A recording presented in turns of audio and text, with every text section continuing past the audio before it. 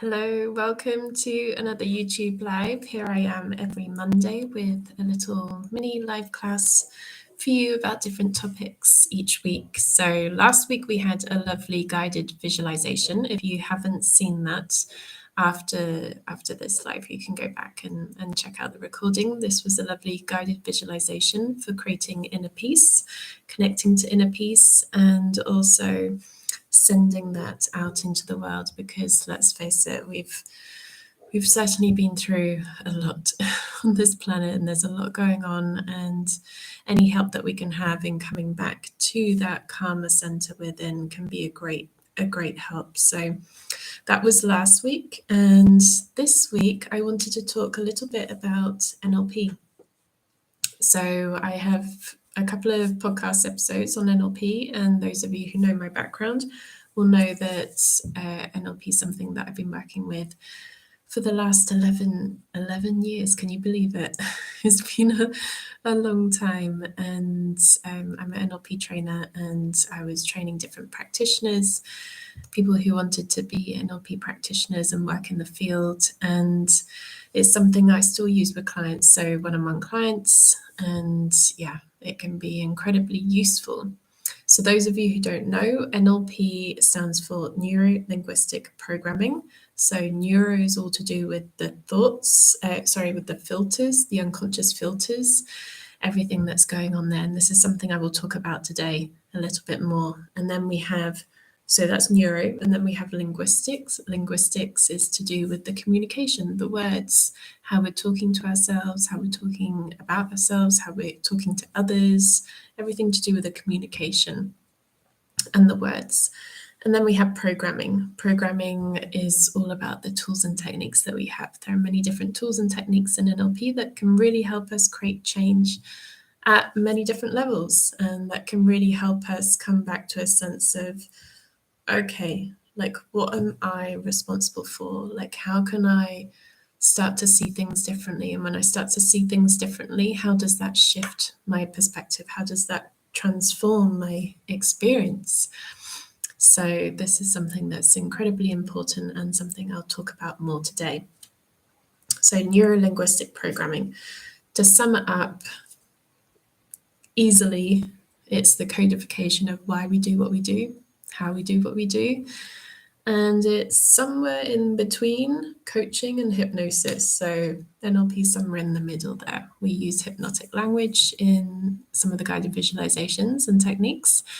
And there's that coaching aspect as well. But the thing that I love about NLP is that it goes in a little bit deeper. Sometimes only focusing on things through the conscious dialogue, we're missing the unconscious mind. And this is something I'm going to talk about today, is that the unconscious mind is so important. And in the past, I've had many clients come to me after having years of therapy, still with the same problem, the same issue. They haven't really found much resolution. I mean, this is not to say that all therapy is the same. And obviously it really depends on the therapist as well. Though I've seen it time and time again that people come to me after having years of therapy. They know very well how to describe the problem, how to analyze it, how to talk about it, how they can describe it perfectly, yet it's still there. And there hasn't been that change. And this is where the work with the unconscious mind comes in really handy. So I really believe that it's like a combination between the unconscious mind and also like working somatically with the body is also really important. Though with NLP, the main focus is on the unconscious mind, and really like understanding, okay, like where does this come from? Like what, like where, like often a lot of our challenges come from something in the past, but then also making a change on an unconscious level through a technique or through a guided visualization, working with hypnotic language to really send a message to the unconscious mind. This can change, and there are options, because often this is what happens, that the mind gets so focused on problem and it just sees one thing as problem. And it forgets that there are many other solutions, many other options available. And sometimes people think that, like, when we're using hypnotic language, when we're using that in a guided visualization, or if we're doing hypnosis specifically, some people think that it's all about relaxing the mind, like relaxation. And it can feel like that in some ways, like you come out with, like, when I go and have a session with a hypnotherapist, I had one hypnotherapist that I had a few sessions with, and I would often joke that, oh, I feel like I've just been on holiday, come out of hypnosis, and it can feel very relaxing. Though what actually happens is that we are relaxing the conscious mind and we're activating the unconscious. Like, we're stimulating and activating the unconscious. So the unconscious, that's where all the work is happening. But we're just moving past that, what we call the critical faculty, like moving past any of those critical thoughts that might think, oh, this is not working and it's not going to work on me and blah blah blah. And through the hypnotic language or through some of the NLP techniques, we can move past that and actually get straight to the unconscious mind and be like, hey, here's a solution if you want to use it. here's a suggestion, here's a solution. So today I want to talk a little bit about the importance of the unconscious mind, because this is the thing. I've seen it time and time again at the time, especially at the time of year when people are setting New Year's resolutions or they're wanting to create new habits, and they have good intentions, like, yeah, I'm going to start meditation practice. Yeah, I'm going to go to the gym. I'm going to do this. I'm going to do that. And maybe they start for a few days or a few weeks, and then it slips. And then another behavior comes in, or the old behavior comes in. And there's always something driving those behaviors. And that drive comes from the unconscious. There's something there, some need that's wanting to be fulfilled. And this shows the difference sometimes between the conscious and the unconscious, because people set goals from the conscious mind. Very often in the coaching world, in the wellness space, people set goals from the conscious mind. But what actually carries out the behavior is the unconscious. The unconscious carries out, like, I mean, there's many different figures out there, but more or less it's like 90% of our behavior, if not more, from the unconscious mind comes from there. Like, so much of our behavior comes from there. And we think that we're consciously deciding things, but so much is driven from our values that we hold. So this is the thing, within the unconscious mind, there are different filters. We have different filters. So we've got the mind organizes things according to, like, it generalizes, it distorts and deletes things. So that's like the common sorting. I like to see it as like a post office. It like sorts it all out, all the information coming in through our senses, sorts it all out, and it generalizes, deletes and distorts things. So those are common filters that we have. And it does that according to our beliefs, what beliefs we hold unconsciously, and what values we have. So the beliefs and values are really, really important. Like, what are your top values? And not what you consciously think, but what are you actually doing? What are you prioritizing in your life? That shows your values. What you prioritize in your life, in your day-to-day life, has an indication. It shows what you truly value, not what you think, not what you consciously think your values are, but what you're actually doing. And the beliefs as well. So the beliefs, like, what do you believe about yourself? What do you believe about the world? What do you believe about men? What do you believe about women? What do you believe about people? What do you believe about certain emotions. This is something that a lot of people don't really pay attention to, is their beliefs about emotions. And if we have specific beliefs about specific emotions, that will have an impact on how we experience those emotions and what we do with those emotions. Like when we feel them, if we have very strong beliefs about anger or sadness, and if any of those beliefs are limiting in some way or negative in some way, then that will impact what we do with those emotions when we feel those emotions coming up, whether we will avoid them, suppress them, run away from them, or embrace them, express them. So our beliefs are really, really important, and we can have helpful beliefs.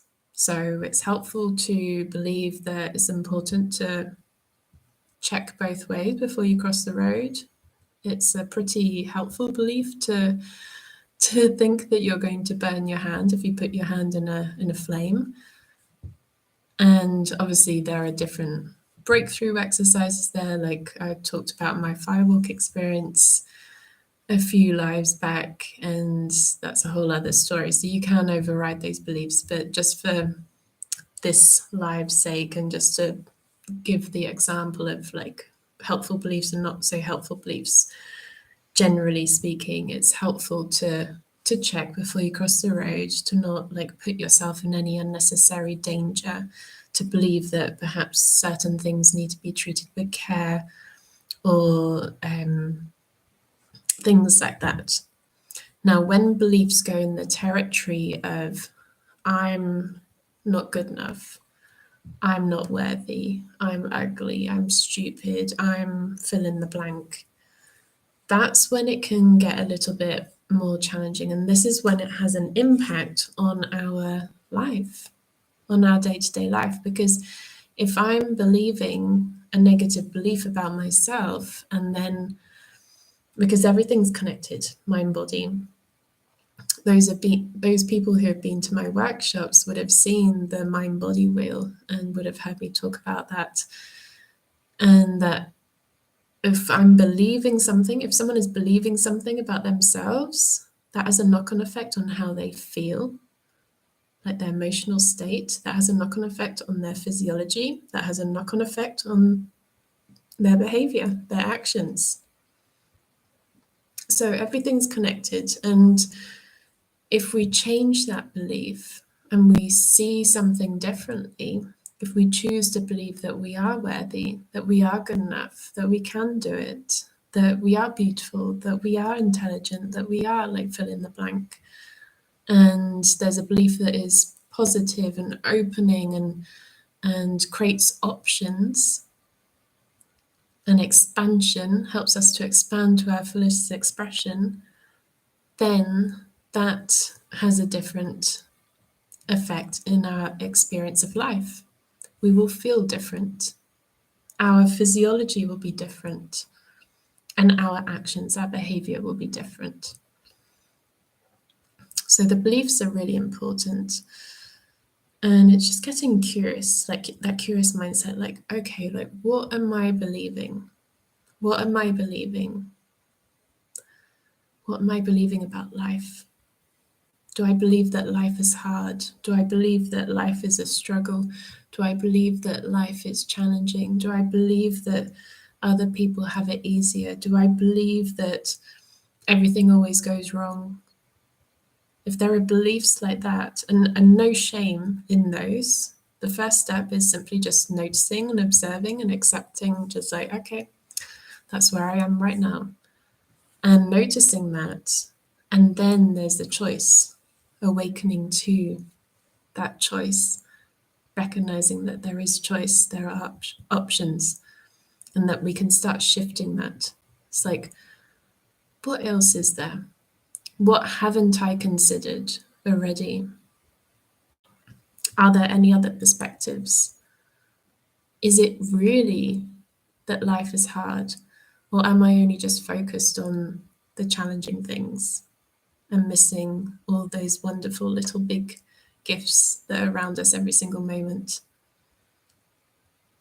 So it's just noticing where our focus is, what we're what we're deciding to place our attention on, what we're deciding to believe. And a lot of these beliefs come from when we were younger. So it's like we have this map, we have this blueprint, and we have this or these pair of glasses, that we have these glasses that we look through, and everyone has their unique blueprint, like their set of beliefs that make up their experience of the world. And a lot of those beliefs come from when they were younger. When they were younger, perhaps they experienced something in the playground at school and then decided in that moment that boys are mean, or girls are mean, or I'm not allowed to do this, or I can't do that, or I'm stupid, or that, whatever the belief is. And then the unconscious mind holds on to that as a form of protection. It's like, okay, I'm going to hold on to that. And then we go through life with that protective blanket, trying not to feel those emotions again, trying not to experience that experience again. So we believe that's how things are, and we avoid those situations.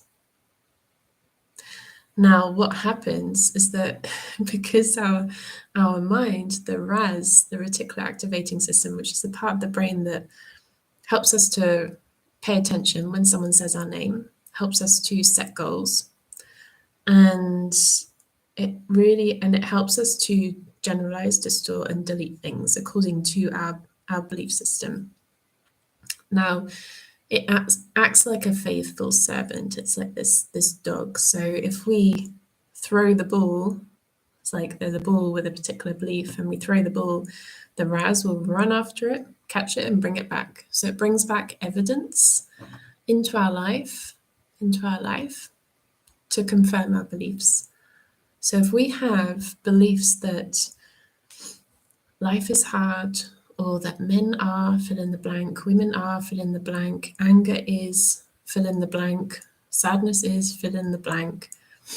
If we have specific negative beliefs about those, our mind, that part of our mind, will just keep bringing back evidence and say, hey, yep, here you go. That's how it is. You believe that? Okay, we're going to bring evidence and prove that true. So it's like we're stuck in this loop of just like creating our reality, creating how we experience things. And one of the ways to get out of that is like first get curious, bring awareness to that, and then we can start changing beliefs. We can start seeing things differently.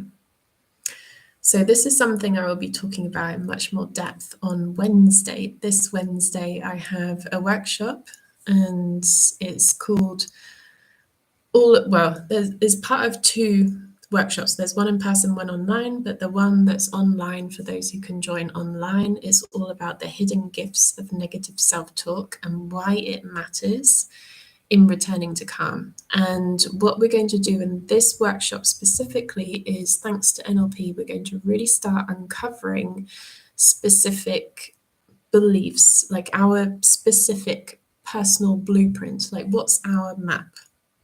What's our map in terms of connecting to calm? In terms of connecting to calm and really like coming back to that space of like returning to our calm essence within, the core within, and remembering who we are and connecting to that authentic confidence. What beliefs do we have that impact that? Are there any beliefs that make it more challenging? Are there any things that make it easier? We're going to look at representational systems as well, like how we process information and what ways make it easier and what ways make it more challenging, like all these things that are personal to you. So it's a group workshop, but we'll be going one by one and really having the opportunity for you personally to uncover your personal blueprint. So this is going to be a really wonderful workshop. It's going to be a very interactive workshop, and it's going to be a wonderful mix of creative arts and some NLP. So most of it will be the NLP, but I'll bring in some little activities there and some creativity there.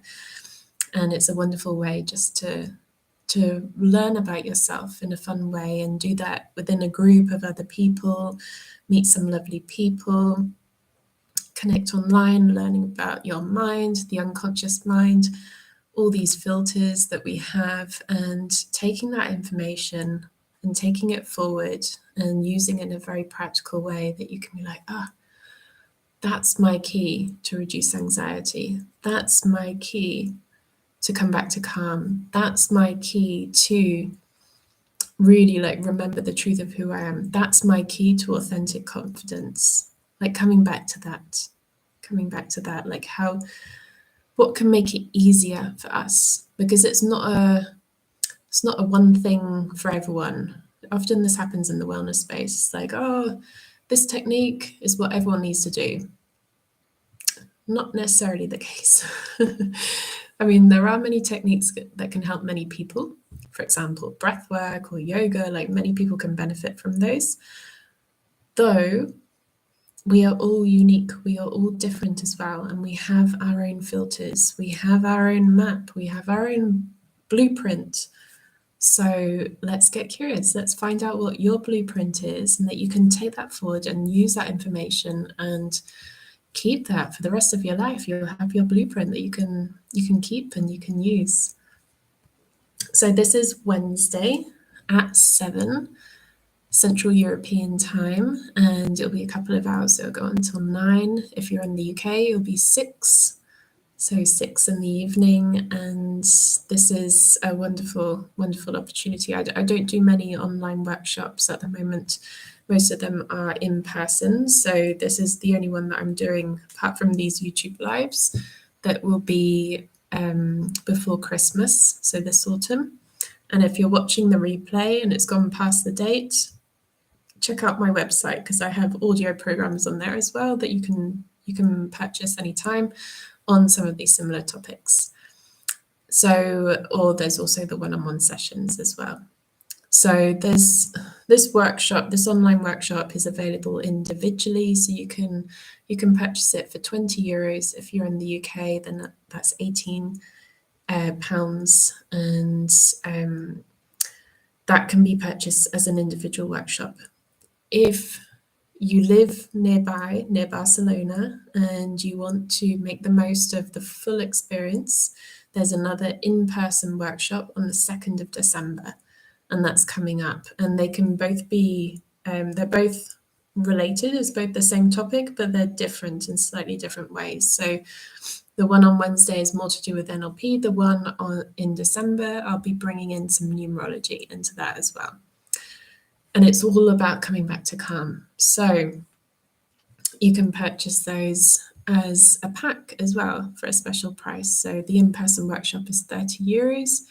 And if you do both the online and the in-person all together, that comes to 50, but I'm giving it for 45. So if you're interested in that, you can just let me know. Send me a WhatsApp at +34 6226 986 73. And yeah, if you have any questions, just let me know, and it'll be lovely to have you join us. We have some lovely people signed up already, and it's going to be a really wonderful way to just really get clear. When we come back to basics, when we make things simple, when we gain clarity, come back to yeah, this is who I am, this is what helps, then it's so much easier. We're not caught up in that overwhelm or that chaos or that stress or anxiety as much anymore. It's like, okay, yeah, things make sense now. This is what helps. And not just things that help many people, what works for you specifically. So yeah, just let me know if you have any questions. Thank you so much for joining. I've also put some links of the podcast as well in the description, and some other events that I have happening. There's another women's circle coming up on the 16th of November, and another dance session on the 17th of November. So plenty of things coming up. And yes, I look forward to connecting with you wherever that is, through the messages, through email, WhatsApp, or seeing you at one of the events. So thank you for joining me, and sending you much love.